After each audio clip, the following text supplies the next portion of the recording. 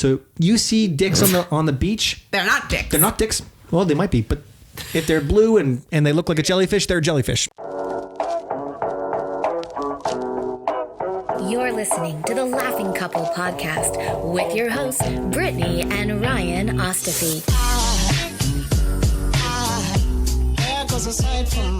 Join them weekly as they discuss topics such as relationships, kids, sex, parenting, all unfiltered and all with a healthy dose of laughter. Please welcome your hosts, Brittany and Ryan Ostafy.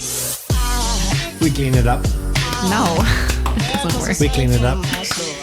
Welcome back to us from our trip. I was going to say, we haven't gone anywhere.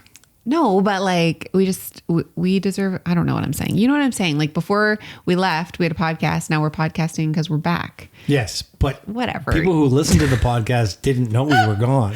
Yeah, maybe they did. Maybe we had socials. Probably not. Okay. Anyways, we were gone. Hey, we're back. Just like we were last week. And just like we've been for 137 episodes. Listen, Linda. This episode is brought to you by Vacation Expectation. That that's good, Brittany. Vacation Expectations. Okay.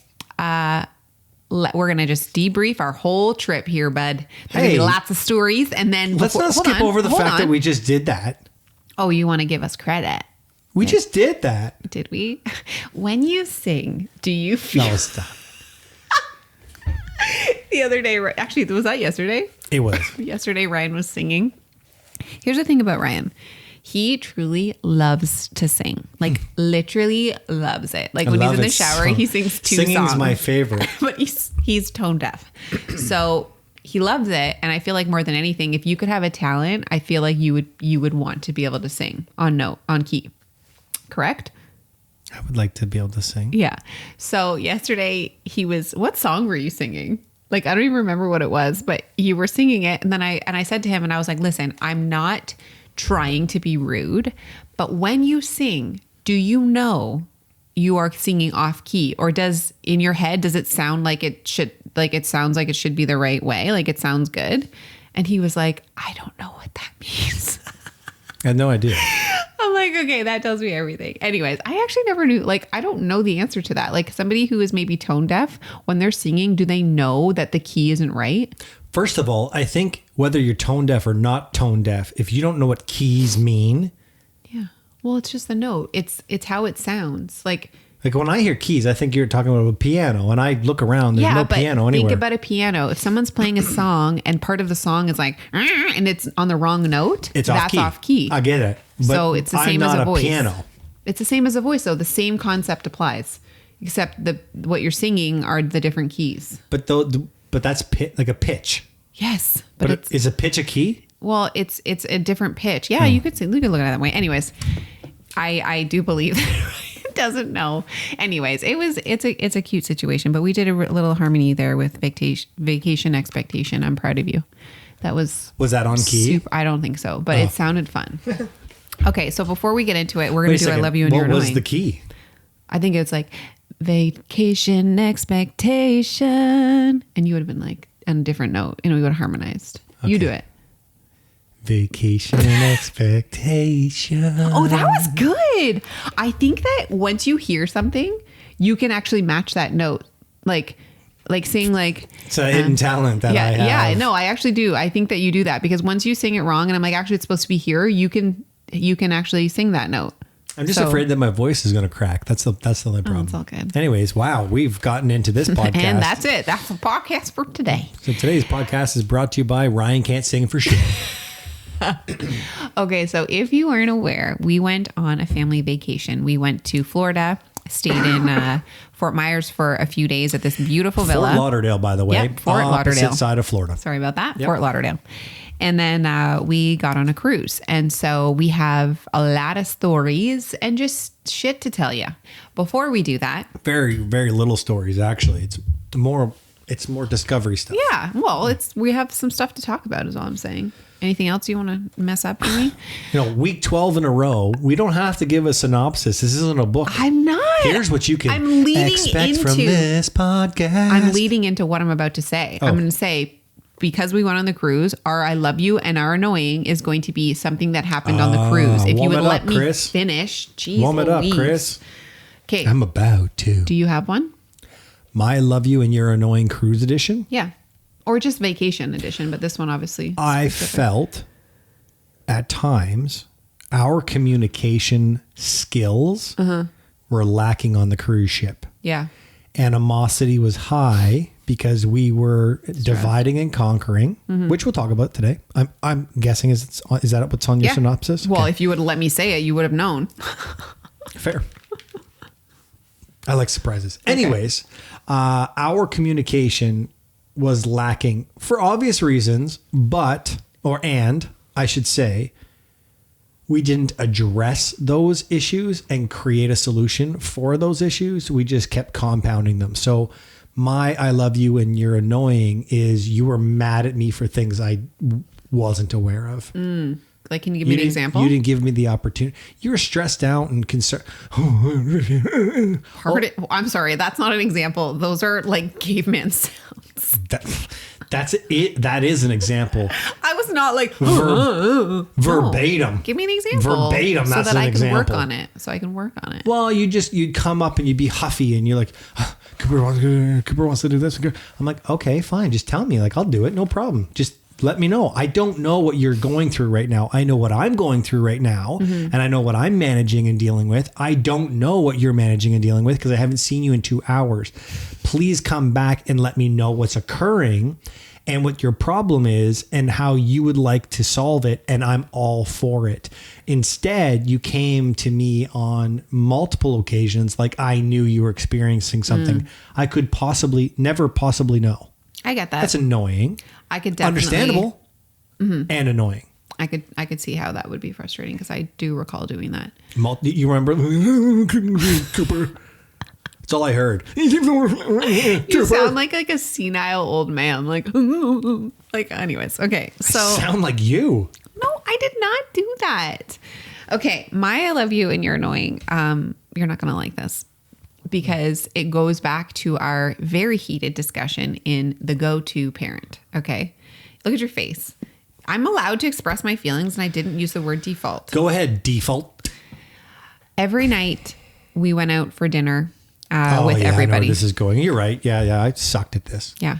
Every night we went out for dinner with the people we were with. We were 11 total. And the people being my family. Yeah. I'm just saying, like, our group was 11 people. Yep. So Cooper and I had a lot of time together on this ship for multiple reasons that we will get into. But I felt like at dinner time, I was constantly the person who was managing Cooper.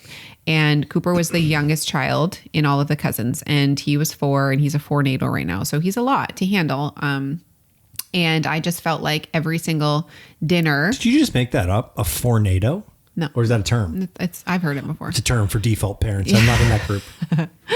I felt like there was never a time where I wasn't the one like managing that. I never got to eat my food in peace and constantly every 3 seconds I was being interrupted with something that Cooper needed. And you got to relax, talk to your dad, talk to your mom, whoever you were beside. And that was really, really annoying for me because, what's worse is I think I had said this to you. I was like, I feel like I need a break from Cooper. Like I'm hella overstimulated right now. And you knew that. And like, still nothing changed. So that was really annoying for me. Yeah. Looking back, I was Uncle Ryan. I was the fun. You're the dad. Fun entertainer.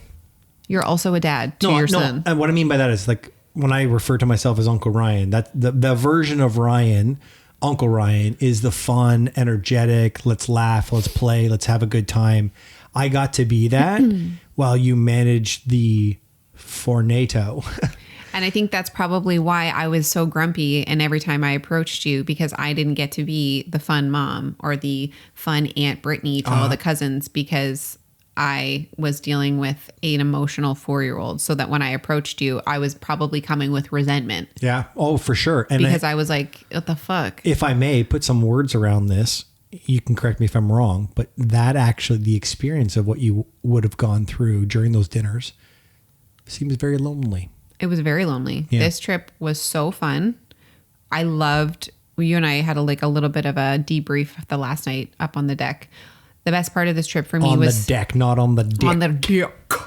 Which, by the way, when you go up the elevator, now does entering say it. floor number, or what is it? Deck 5. Deck 5. And then entering deck 5. Deck 11. It was funny. The kids thought it was funny. The boys thought it was hilarious. But the best part about the Deck trip 11. for me was seeing how much fun our kids had, like playing with their cousins, playing in the splash pad. Like when they were really in it, you could see the carefree, just like pure joy. Like that makes everything worth it. I will say though, like this was a lonely trip for me. Yeah. No, I imagine it would be. It was a lot. Like we dealt with Cooper being the youngest child, and our nieces and nephews are older. And they have each other. Like Riley had her cousin Brooke, and then our other two nephews are brothers. And so they played together a lot. And Cooper was kind of just on this lonely island. So you were with him. I was with him. I was Wilson. He was Tom Hanks. Anyways, it was really lonely. Yeah. And so for me, when I would show up at these like family events where like everyone was together and I wasn't on my lonely island, and then I didn't actually get to experience the fun familyness, like it was a lot. I'm not going to lie to you. I actually cried multiple times alone in the room, like in the bathroom, because I didn't want you to know that. I didn't want the kids to know that. But it was heavy for me emotionally. Yeah, I'm terribly sorry that you experienced that, Brittany. It's okay. It's not. I will say, to put a cap to the whole default parenting conversation, now that I have a better understanding of the definition of that word based off of the people who have told me their definition of it, I will say without a shadow of a doubt, there is a go-to parent, and that go-to parent is not me. Mm-hmm. When you're available. When you're not available, I am the go-to parent. You're the only choice if I'm not available. I just want to be clear. That I'm not a shit father. When you are not around, I am the go-to because there's no other option. It's either no parent or you. I just want to be clear. I'm capable of. Okay. I'm just not the default. Right. Well, yeah. Also on the way home, so we had a really long travel day on Saturday. We were up at 6 a.m. and then we had a whole day of things happening. Our flight wasn't until 8 p.m. So the kids were cranky as fuck. On the plane, we had the one row, so 3 seats in a row, and then the one aisle seat. I sat in the middle. Yeah. I know. Both of the kids sat on either side of me. Were screaming and fighting. Again, every 3 seconds, somebody needed something. I bought a book. I read 6 words. And then they both ended up falling asleep on me. Well, you sat on the aisle on the other side with not one person getting in your face. Did you once say to me, hey, do you want to switch? Hey, do you need anything? No, you look like you had it covered. Ryan, are you serious right now? I was internally dying. Like, it was awful. I didn't. You have nothing to say right now. No, I didn't ask. I know you didn't. I didn't ask if you wanted to switch. Like, I just got you a coffee. And no, you didn't. The flight attendant who you knew from high school asked me, can I get you a coffee before the cart comes around? And I was like, you are the sweetest. Thank you. Considering my husband didn't ask me if I wanted anything, but this flight attendant, stranger to me, looks at me and says, ma'am, do you need something? I said, no, you should. She asked me first, and I said, you should ask my wife. No, she did not. Anyways. She looks like she could use some help. It was a lot. What the fuck?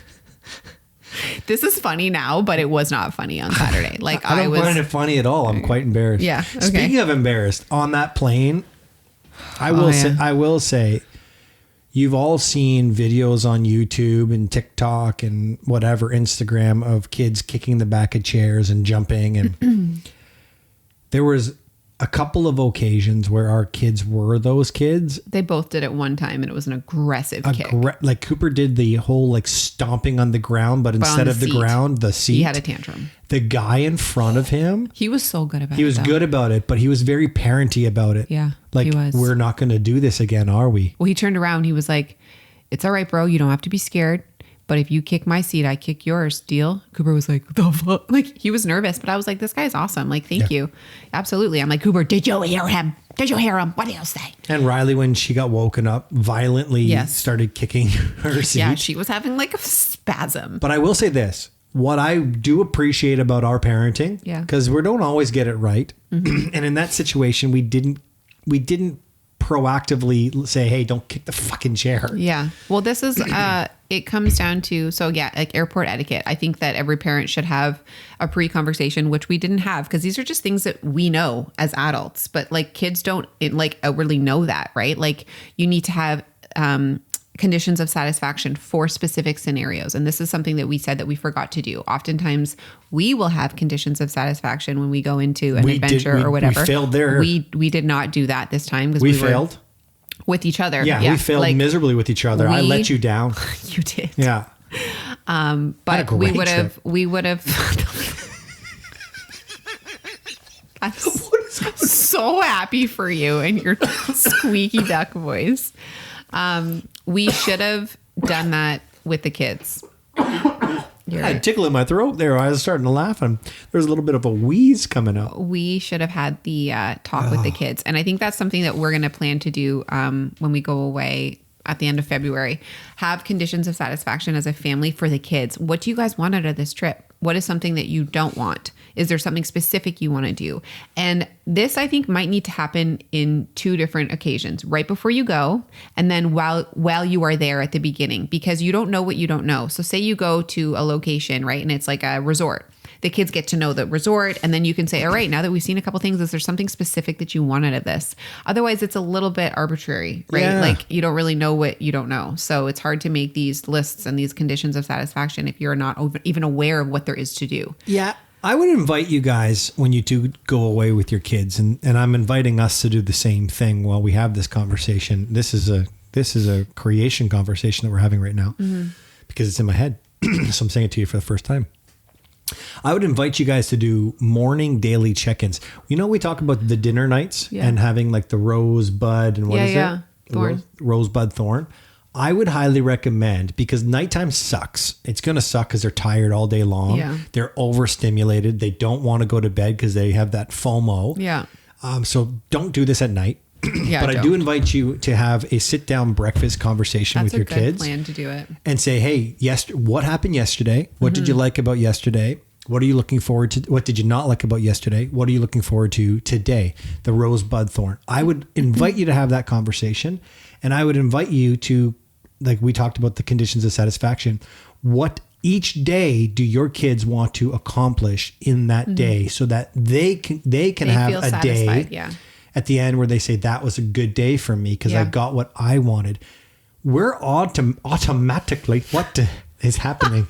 We are automatically going to get what we want because we're in control of the situation. Yeah.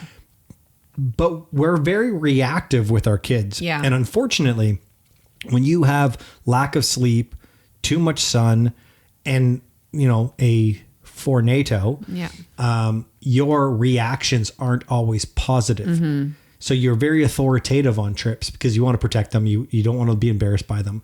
But what I would say is, if you don't check in with your kids, how do you know if they enjoyed their trip? So true. I will say, though, we didn't do this, by the way. No, we didn't. However, I did do the rosebud and thorn multiple days with Cooper at lunch. He was the one that brought it up. Really? Yeah, multiple, because we were together alone. So we did it a lot. I didn't. I just, you know what? I spent you were most of my probably day like the foot on the water slides. Going down the water slide. I know. Riley, look how fast I can go. Woo! So we did do that. It was really sweet that he did was jar like, my neck. Mom, what's your rose today? I was like I was crying. Anyway, I think that's a really, really good idea. I love the idea of doing it in the morning because you're right. The evening is absolute batshit. It is a cluster F of emotions. So I think more than anything, what we're saying is just manage your expectations. We had this conversation when we came back from Disney as well, because people have these unrealistic expectations of going to Disney with your kids. It's never going to be what you think it is. And I think you just need to go into the trip with like a manageable expectation. And that's not to say like, this is going to be shit. Like, that's not what we're saying. We're just saying, you know, have those things in place, like the conditions of satisfaction, have those conversations and make sure that everybody is getting something out of the trip. This is actually, yesterday I posted a TikTok about how I thought I was like the chill mom. And I realized on the trip that I am not the chill mom. And I used the You thought you were the chill mom? I thought I was pretty chill. Like when we're out, like, yeah, we can do this. Like I want to do all of this stuff. Like I thought I was pretty chill. I am in fact not chill because I am the go-to parent. You are the chill dad. Anyways, I use the example of the arcade. There's this friggin' arcade on the boat. And there was this duck game where it was like the claw machine and it was super fun for the kids. And they just kept wanting to get these ducks. It's a kind of a play till you win type thing. So I was talking about it and I'm like, at one point I snapped on the kids and I am the chill mom up until I have to say no, like more than 5 times. I'm like, I'm calm. And then I'm not calm because you're like driving me insane. So somebody had said to me, like, they wrote, did you consider what your kids wanted from this trip? Like you are getting what you want, but you're not listening to their needs. And at first I was like, fuck you. We already went to the arcade like multiple times. This is a TikTok. So people love to judge you on a 40-second video, but like moving back to that, like we didn't ask the kids, like, there was the night where there was an 80s night. It was super fun. Like the whole crowd was out on the deck. The cruise director was amazing and people dressed up. Like they knew this was happening, which was crazy. Like I guess the itinerary for the boat is like given to you beforehand and you can like bring costumes and stuff. We didn't know that. We're first time cruisers. And so they had this like lip syncing competition and it was hilarious and the music was great. And our kids sat on the floor of the deck pouting, so angry, pissed off, not into anything because all they wanted to do was go to this freaking arcade that we already spent like $50 at. And I was angry because I was trying to have fun. Like I was like, this is amazing. And I kind of just ignored their attitude because for me, I was like, I feel like I'm not getting anything out of this trip. You got mad at me. I did. What do you mean? You got mad at me because Riley's like, I don't want to do this. And I said, Riley, this is the one thing your mom wants to do on this trip. Let your mom do this on the trip, as opposed to saying, this is what we want to do on the trip. It made me it made you the bad guy. Right. Because I'm the fun guy. And she's pissed off because I can't. It can't be about me, you know? Yeah. But it was like, at the end of the day, I have to look at it. The kids don't know any of these songs. These are like songs that we get drunk at weddings to, and they're super fun. They're all adult. There's adults up there. They weren't young enough to like just have fun with like the lights and stuff. They were old enough to know that there's like their cousins are at the arcade, right? Like that was the annoying thing because they knew that their cousins were at the arcade. So had they had not known that there was like another option, I don't think it would have been as bad. But I was like, okay, looking back, I probably could have compromised and been like, hey guys, can we just stay for like these 2 songs? And then what we'll do is we'll go down and we'll go to the arcade. But instead I was like, fuck you guys. Like, this is my time. That's not what I said, but I was just like, I just ignored them. They were pouting on the ground and I was having fun. I was watching, also like very aware of them. But looking back, I probably could have compromised and communicated a little bit better because to them, they're just like, well, they think mom is thanks to you. Yeah. That's the only thing that mom wants to do. All cool. I think it's important to know that, and this isn't just a trip. This is life in general. When you have expectations, when you have uncommunicated expectations and something doesn't go as you expected it to go, that's on you, not on the people around you. You wanted something to happen that didn't happen. You expected something to happen that didn't happen.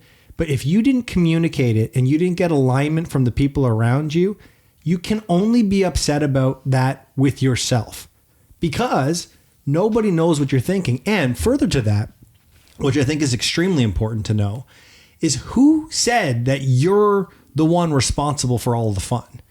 Who says you're the one that gets to set the expectations for the entire group? It's like having an opinion and expecting like, Did the man upstairs, the big man upstairs, the creator of the universe, did he say that you, The one single human being has the right to know from a morality standpoint what's right and wrong, and everyone else around you either has to align with your opinion or they're an idiot. It's the same thing as a trip. But when you plan the trip, when you pay for the trip, when you set all of the things, of course you're going to be the one to be like, hey, this is not how I expected it to go. But if you don't communicate it with the people in your party, specifically your husband or spouse, nobody's going to meet your expectations. They just simply will not meet your expectations. They could exceed your expectations accidentally. They could maybe meet your expectations accidentally, but more often than not, they're going to fail miserably. I get what you're saying, and I agree with it partly. I think that where the frustration comes in is that, you know, when you see your spouse visibly upset, or I think the problem is that you didn't even notice at dinner. Like, you didn't notice that I was overstimulated and I was the one that was dealing with Cooper every single night. And it was like my frustration and you not even realizing that maybe we could tag team this, or on the airplane, maybe that we could switch. Like, it's that sense of not even like having the knowledge to ask, right? Like, yes, I could have been like, hey, can we switch? But it goes down to being like, how come I'm asking? We're both parents. We're both equal parents. I don't want to have to ask. I would love for you to just be like, I'm going to do this for the kids because I've seen that this has been you for the last 10 days. Do you know what I mean? Yeah. And here's what it comes down to. This is where I talk about when it comes to communication, which is why it's imperative that we have these conversations today and moving forward before we go on our trip. And then every day on our trip, we should have these conversations. At no point in time did I sit down and relax and not do anything. I was always... Nobody's saying that. And I'm not suggesting you are. So because I was always active in my parenting role, I was filled. My cup was full over here doing what I thought I was supposed to do. And you were doing what you were supposed to do. Could we have crossed and switched? Absolutely. And on that last day, we did. I took Cooper for 2 hours and had a great time with him. I loved every second of it. It was probably the highlight of my entire trip. But when I'm doing something and you're doing something, there's this expectation or this understanding that I have is like, hey, if she's not complaining about it, we're doing our jobs. We're winning at this game. And it's not until you get to the end of it where you're like, wait a second, you didn't have a good trip? I was tired too, but I had a great trip. I wish I would have known that you were experiencing these things while we were in the vacation, not after the vacation. I mean, coming into our next vacation, for sure, I will be better at communicating, hey, this isn't working for me. I'm very overstimulated. And I did say that to you a couple times at dinner. I was like, I am overstimulated. I need a friggin' beat here. And you're like, okay. And then the problem, I think, Rye, is that you'll be like, okay, no problem. You'll hear that. And then you'll talk to her for a couple minutes. And then it goes back, right? It's like, how do we win here? Like, we switch, and to your defense, like, I'll be like, let's switch. I don't want to sit beside him right now. Like, I don't want to freak out at him, but I'm overstimulated. Then we'll switch. And then Cooper will get up and run around and try to sit on my lap. Right. Like, and then it's just at the end of the day, it's easier for us to just put him beside me. Yeah. Sorry. It's easier for everyone else but me to put Cooper on my lap. And like, where I don't want him freaking out at the restaurant and ruining everybody else's experience. So it's and let's be clear to the people who are listening here who think that I'm a total Neanderthal. There were many times in the day that I said, Brittany, there is a adult only 21 and over private room in the front. Go there for an hour and relax. I'll take the kids. You can't tell me I didn't do that. You did that the one day. Yeah. I did that twice. No, you said it's up there. And I said, no, but like, baby, it's not that I want to be away from my family. Like, I didn't go on vacation to be away from everybody. I know, but that's where it becomes like a catch-22. It's like, be with our family, but Cooper wants to do this, so you're going to go over there. Where it could have changed is I could have acknowledged the fact that you were always leaving the family to go with Cooper, and I could have jumped in. But I don't want to kill it. I don't want to beat a dead horse. You know what I do want to talk about? Shitting. I do. Because if you know me and you've listened to us now for the last 2.5, almost 3 years. That's wild. It's crazy. Beyond crazy. Congratulations, by the way. Congrats. You'll know that I am an immature 38-year-old man who loves a good fart or shit story. Do you remember when Riley ripped one on the plane? That was possibly one of the funniest moments ever. If you heard us laughing last night at bedtime, Riley Cooper and I, because we were reminiscing the sound that came from her body. She was like, sorry, this is taking off your no, but it's it's still like a great fart story. the rubber seat. Like, so my hand was on Riley's leg and she was like, Mom, move your hand. I'm like, oh my gosh, are you okay? She's like, just move it. I'm like, oh. So she lifts her leg up and it's like and then it just kept going. Like, she lifted her leg up even more and it was like a good 8-second fart. Ryan thought it was like when you'd like a raspberry on someone's arm. I thought Cooper gave himself a raspberry. I looked over and you guys were laughing so hard. So loud. And I thought you were laughing because Cooper did a raspberry. No. And then when I saw Riley's giggle, I pointed to her. I'm like, did that come from you? But you know what is so sweet? She had zero embarrassment. Oh, she was just like, because she made everyone laugh. Oh, it was hilarious. It's the best. So anyway, that's not the first story. No. So not a lot of people are going to talk about this. We are. But I am. Because I think it's real life. And I think it's important to establish the fact. We had a conversation while on the ship, believe it or not, one of the very few ones when I checked in, about pooing on a trip. Yeah. And we have determined or come to the conclusion that there are only 3 types of traveling shits. Yes. And we'll go into detail on these, but here's what they look like. There's the very famous and very common no shit, experienced mainly from women. Yes. That's the no shitter. That was me. There's the unsatisfactory shitter, which is mainly me, which is the shit that you shit, but you're like, I could have done better. And then there's the shit, which is I ate the wrong thing. Traveler's diarrhea. And I can't get that far away from the washroom. And if you really truly think about it, when you go on vacation, if you are someone who doesn't experience those 3 shits as your experience of shitting on a trip, A, you are like a unicorn, and B, fuck you. Like, seriously, go fuck yourself. Yeah. Because I will say that constipation, for some reason, I am, just to be clear with everybody, I am a 2 to 3 a dayer, period. Mm-hmm. I love me a good relaxation, sit on the toilet and relieve any stress that is existing in my body. When I go on vacation for some reason, and I would say it's a lot to do with diet. When I'm before the diet, I think it's the airplane. Mm-hmm. When I get off of an airplane for the first 2 to 3 days of that trip, I either do not go to the washroom or I force myself to go to the washroom. Mm-hmm. On this trip, which was a 10-day trip, you didn't go to the washroom at all. Oh, I know. At the end of it, I did, but I had the second, like, it was so unsatisfactory. Yeah, I was like, this is like, why even? Yeah, just don't. Why even? I should have just kept it in. It's gut health too. Like, I usually bring my AG1. Like, I usually bring my travel packs, and magnesium is really good as well. But I didn't bring either of those. And our mix-ups. But we didn't bring them. We didn't bring them. Yeah. So Brittany went 9 days. I looked pregnant. Like, I had so much bloat. It was wild. And that happened to me in Florida. Yeah. But I will say this trip, and this is where it became crystal clear to me, the unsatisfactory shit. Because I shit every single day and not once was I satisfied in it.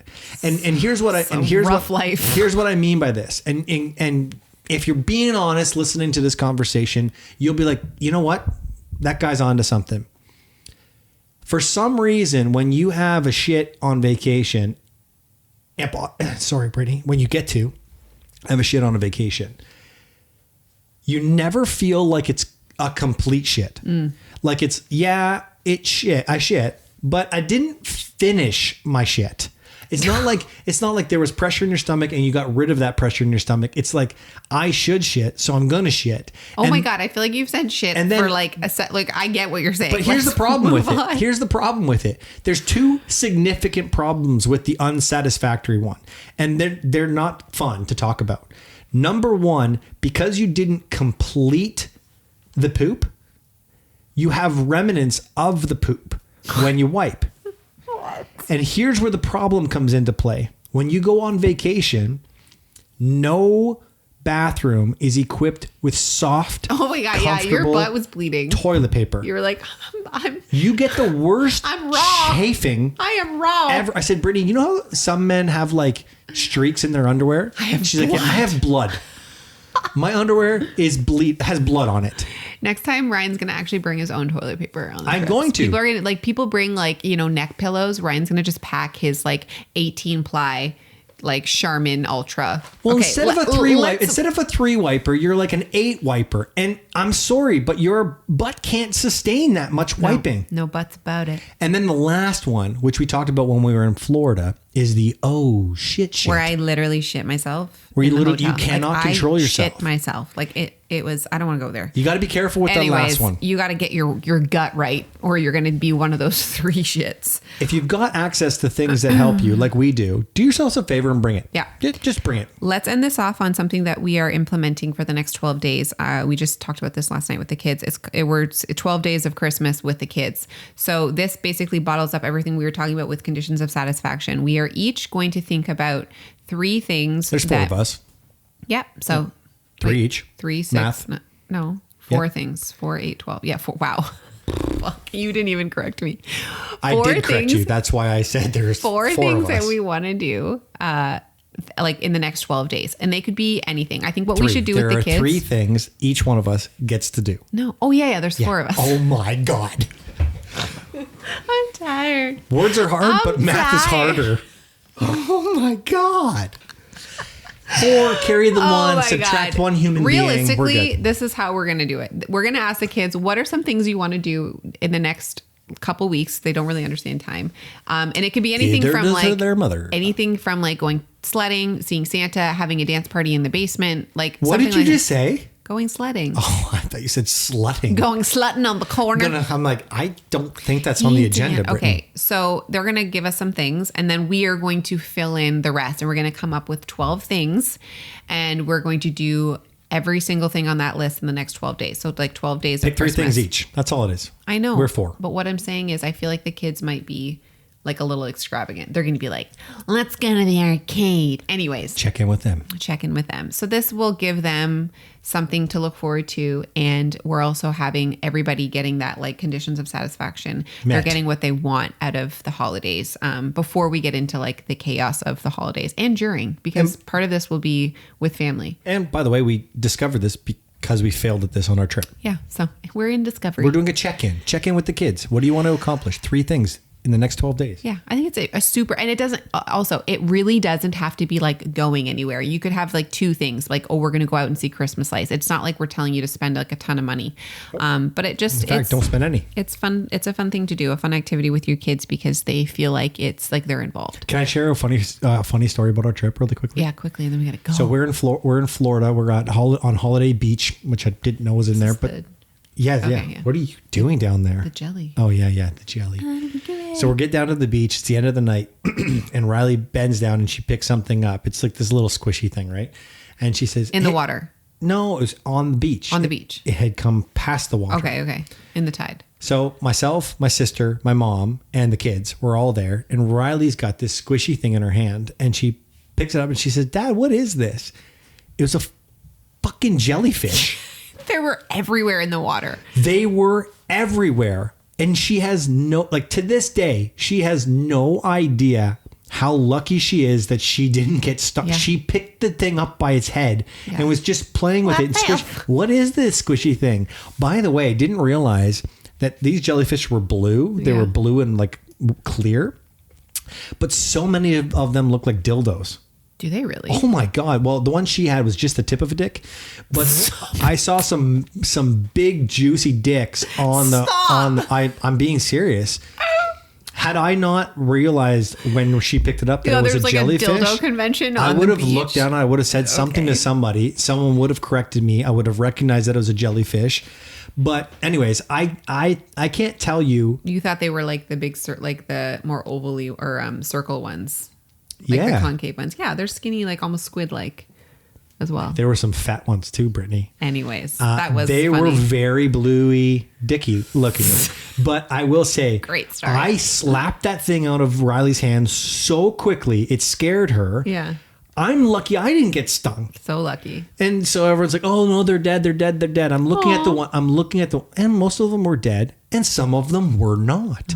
And did you know that a jellyfish's tentacles, or whatever you want to call them, the zappy things, my God, they're long. Yeah, so long. I love this story from you. I feel like I'm watching Octonauts.